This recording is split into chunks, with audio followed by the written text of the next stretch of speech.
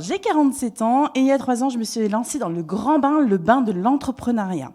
Et oui, ça ne se voit pas, mais avec mes cheveux gris, mes rides et mes rondeurs, eh bien, c'était pas gagné. Et oui, pourquoi ? Parce que je me suis lancée dans la formation digitale. Et pourtant, j'avais vraiment pas imaginé un jour devenir entrepreneur. Instagram, pour moi, c'était réservé à des jeunes, super jolis badass, des geeks ultra connectés. Et pourtant, aujourd'hui, eh bien, moi, j'accompagne des créatrices et des artisanes à transformer leur compte Instagram en boutique virtuelle. Alors, pour arriver jusque-là, il s'est passé tout un chemin. J'ai travaillé 18 ans dans l'événementiel. J'ai organisé des salons comme la Foire de Rouen, Creativa, le salon des loisirs créatifs. Ça vous parle peut-être d'ailleurs, peut-être. Oui. Et oui. Et j'adorais mon job, j'adorais l'énergie, j'adorais le rythme, j'adorais l'adrénaline que ça procurait. Malheureusement, un jour, tout a basculé. Nouvelle direction, nouvelle ambiance et harcèlement.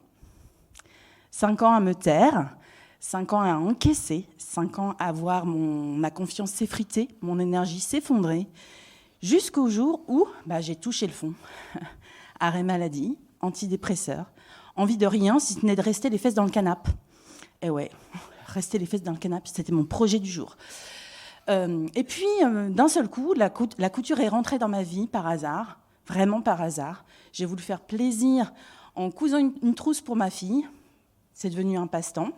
Une bouffée, c'est pas facile à dire. Une bouffée d'oxygène dans mon quotidien. Et puis, ça s'est transformé en passion et en véritable thérapie. Pourquoi en véritable thérapie ? Parce qu'en fait, quand on a perdu confiance en soi, créer, c'est plus que simplement coudre ses vêtements. C'est aussi entamer une reconstruction, réapprendre à se faire confiance, voir qu'on est capable aussi de faire des choses. Et c'est ainsi que je me suis retrouvée à créer un compte Instagram parce que j'avais envie de partager ma passion avec d'autres couturières. Mais au début, j'avais aucune ambition, aucun objectif. Le but, c'était juste de partager avec d'autres couturières. Et à ma grande surprise, ça a pris. En quelques mois, j'ai eu 7000 abonnés qui ont rejoint ma communauté, des demandes de collaboration de marques, des créatrices, moi-même, je n'en revenais pas, des créatrices, des artisanes qui me contactaient et qui me disaient « Mais Emma, comment tu fais ? Pour nous, c'est un mystère, on aimerait bien que tu nous apprennes. » Et en fait, c'est à partir de là que j'ai compris qu'en fait, il y avait plein de femmes qui étaient hyper talentueuses et qui étaient invisibles.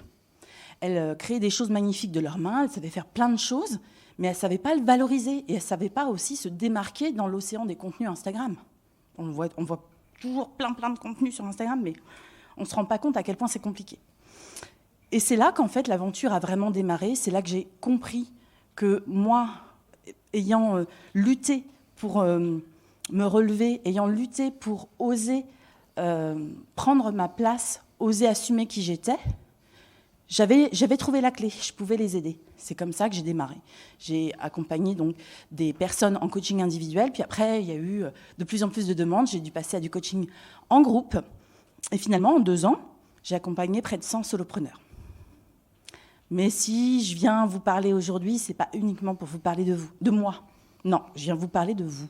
Parce que mon but en étant ici, c'est vous montrer qu'en fait, on peut oser la reconversion, on peut oser se lancer dans n'importe quel projet, peu importe son âge, peu importe ses doutes, peu importe son parcours.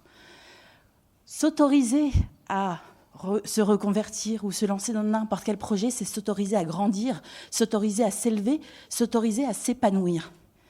La vie est trop courte. Je pense qu'il faut vraiment se dire qu'il ne faut pas attendre demain, c'est maintenant. On ose sa vie, vivons-la pleinement et osons nous révéler. C'est mon message du jour.